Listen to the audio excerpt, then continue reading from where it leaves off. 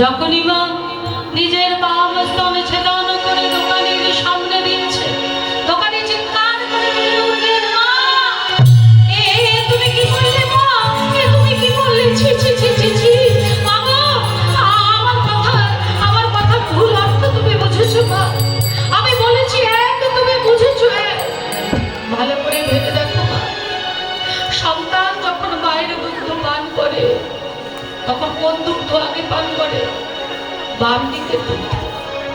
তাহলে আমি তোমাকে মাতৃরূপে পেতে চেয়েছি, তুমি কি করলে মা? তুমি কি করলে? তুমি আমায় ভুল বুঝেছো মা, তুমি আমায় ভুল বুঝেছো। কত চাল কত রাত, তোমার কি লাগবে সব তুমি নিয়ে যাও।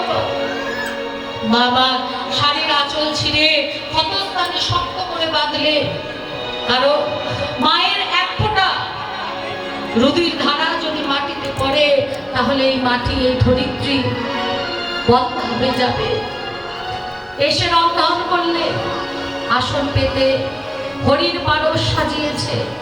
যখনই হরের পারস দিতে যাবে, রুধির একটা ধারা সেই পারসের পাশে পড়তেই লাফ দিয়ে উঠে দাঁড়ালেন খেপা দিগম্বর। লাফ দিয়ে উঠে বলছে, রে অস্পৃশ্য নারী, তোর এত দুষ্পর্ধা, তুই অস্পৃশ্য অবস্থায় আমায় সেবা দিচ্ছিস। কষ্ট যন্ত্রণা সবকিছু মিশিয়ে মা আর সহ্য করতে পারছে না। বলছে, আমি অস্পৃশ্য নই, বিশ্বাস করো আমি অস্পৃশ্য নই। তুই যদি অস্পৃশ্য না হবি, রুধির ধারা এলো কোথা থেকে? দ্রোণ বসু বলছে, ছি ধরা, তুমি আমায় বলতে পারতে, আমি রন্ধন করে সেবা দিতাম, এইভাবে আমার অতীত সেবা তুমি নষ্ট করে দিলেছি। ছি ধরা। মার সহ্য করতে পারলেন না, সঙ্গে সঙ্গে বাঁধন খুলে দিতেই রুধির ধারা ঝরে পড়তে শুরু করলো। মা বলছে কি, ওগো তোমাদের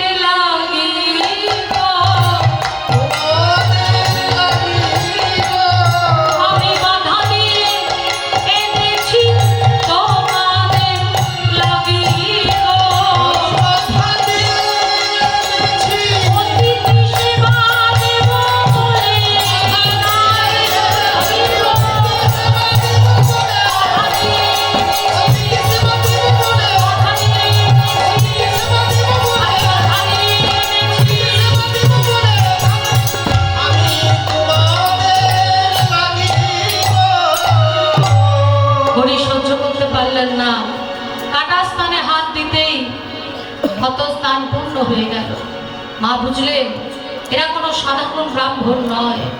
তাই মা আমার বলছেন, এক্ষুনি তোমরা তোমাদের স্বরূপ দেখাও, না হলে আমি সতী নারী, আমি কমণ্ডল থেকে জল নিয়ে তোমাদের অভিশাপ দেব।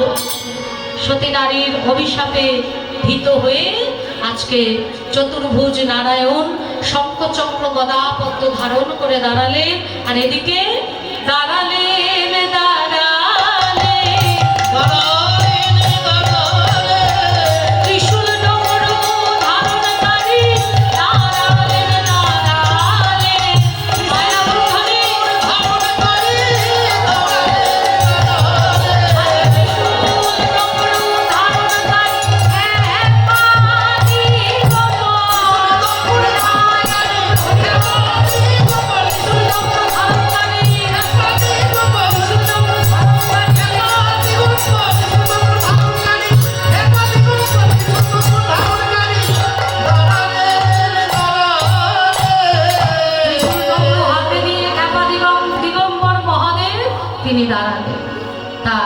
হরি অর্থাৎ নারায়ণ বললেন, মাগো তুমি আমাদের সেবা দেওয়ার জন্য যে স্তন বাধা রেখেছ, সেই কাটা স্তন হতে আগত দাপর যুগে আমি দুগ্ধ পান করব। আর মহাদেব ভোলানাথ বললেন, ওই কাটা স্তন বিল্ল বৃক্ষ হয়ে জন্ম নেবে। এই বৃক্ষের ফল, ফুল, পাতা, শিকড় সর্বস্ব আমার সেবায় লাগবে। যদি কোনো ভক্ত একটি তুলসী পত্র গঙ্গা জল নিয়ে আমার মাথায় ওম নমঃ শিবায় বলে দেয়, আমি সঙ্গে সঙ্গে তাকে কৃষ্ণ প্রেম ভক্তি দান করব। তাই হচ্ছে সেই ধরা মাই হলো আমার নিত্য লীলায় মা যশোদা। তাই মাকে না বলে আমি যদি গোঠে যাই তাহলে আমার মা প্রাণে বাঁচবে না। তা শ্রীরাম এসে বলছে, মা গো আর কত বেলা করবে মা, এবার তো কানাইকে গোঠে যেতে দাও। শোনো মা, আমরা কানাইকে নিয়ে গোঠে যাই, হ্যাঁ, আর কানাই কি করে জানো? বসিয়া তরুর ছায় মহানন্দে মুরলী বাজায়, ভুবন ভোলায় সেই রবে, ভুবন ভোলায় সেই রবে। মা বলছে, ও তার মানে কানাই বসতে গিয়ে কানাইয়ের কোনো কাজ নেই, কানাই শুধু বসে বসে বেণুবাদন করে আর তোরাই কষ্টকোচারণ করিস, তাহলে কানাই যাবার কি দরকার, তোরাই যা। বলে, না মা না, কানাই না গেলে হবে না, কানাইয়ের ওই বেণুর ধ্বনি ছাড়া আমরা যে গরু ফেরাতে পারবো না। বলে, কেন? কানাই তো দরকারই নেই, কানাই তো শুধু বসে বাঁশি বাজায়, তাহলে কানাই যাওয়ার কি দরকার, তোরা যা। আমি কানাইকে বলি, গোপাল যেতে দিব না রে, ওরে শ্রীরাম তোরা যা রে, গোপাল যেতে দিব না, ওরে শ্রীরাম তোরা যা রে, গোপাল গোঠে দিব না রে, ওরে শ্রীরাম তোরা যা রে, গোপাল গোঠে দিব না রে, ওরে শ্রীরাম তোরাই যা রে, গোপাল যেতে দিব। শ্রীরাম বলছে, গোপাল না গেলে তো হবে না মা। জানো মা, গোপাল যদি না যায় তাহলে কি হবে? একদিন আমরা ভেবেছিলাম যে প্রত্যেক দিন এসে তোমাকে এত সাধ্য সাধনা করতে হয়, তবে আমরা গোপালকে গোঠে নিয়ে যাই। তাই আজ আমরা কানাই বলাই দুইজন ছাড়া আমরা গোষ্ঠে যাব। তো গোষ্ঠে তো গেলাম, কিন্তু গোষ্ঠে গিয়ে যখন ওই বাছুরি ফেরাবার সময় হলো, কানাইয়ের বাঁশিটা নিয়ে গেছিলাম, আর ওই বাঁশিটার মধ্যে যখন ফুঁক দিয়েছি, কি হচ্ছে জানো না? বাঁশি বাজে না, বাজে না, বাঁশি বাজে না, বাজে না, বাঁশি বাজে না, বাজে না, বাঁশি বাজে না, বাজে না। আমার গোপালের অঘোরামৃত বিনা বাজে না, বাজে না, অমৃত বিনা বেনু যে পরশে না, বেনু যে পরশে না, বেনু যে পরশে না,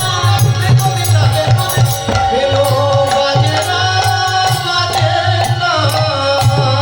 তুমি চিন্তা করো না মা, স্বয়ং পূর্ণমাসী মা যোগমায়া সে তো কানাইকে সবসময় রক্ষা করে। যখন কালী দহেতে কানাই ঝাঁপ দিল, কালীয় নাগ কি কিছু করতে পারলো? উল্টে কানাই কি করলো? ওই কালীয় নাগের শত সহস্র ফণাকেই ভেঙে দিল। কারণ মা যোগমায়া পৌর্ণমাসীর আশীর্বাদ আছে কানাইয়ের উপর, কানাইকে মন্ত্রপুত করা আছে। জানো, কানাই যে বাঁশি বাজায়, বেণু বাদন করে, কত সব বড় বড় মানুষরা আসে আমার কানাইকে দর্শন করতে। কে কে আসে জানো মা?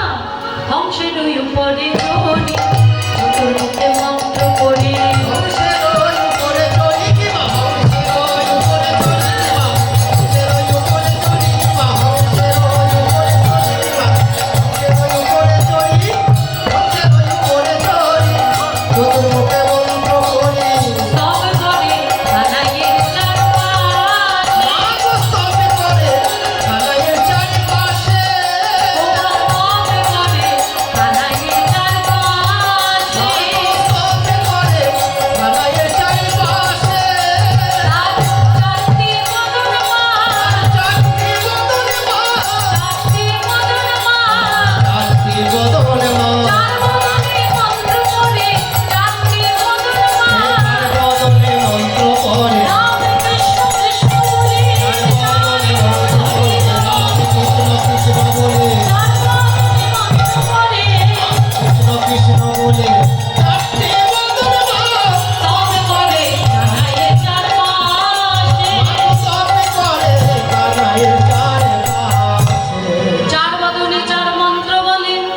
প্রথম বদনে করে বেদ অধ্যায়ন, প্রথম বদনে করে বেদ অধ্যয়ন, দ্বিতীয় বদনে করে ব্রহ্মাণ্ড পতন, তৃতীয় বদনে করে ব্রহ্মাণ্ড পতন, তৃতীয় বদনে তার ভূতাসন জলে, তৃতীয় বদনে তার ভূতাসন জলে, চতুর্থ বদনে রাম কৃষ্ণ কৃষ্ণ বলে, চতুর্থ বদনে রাম কৃষ্ণ কৃষ্ণ বলে।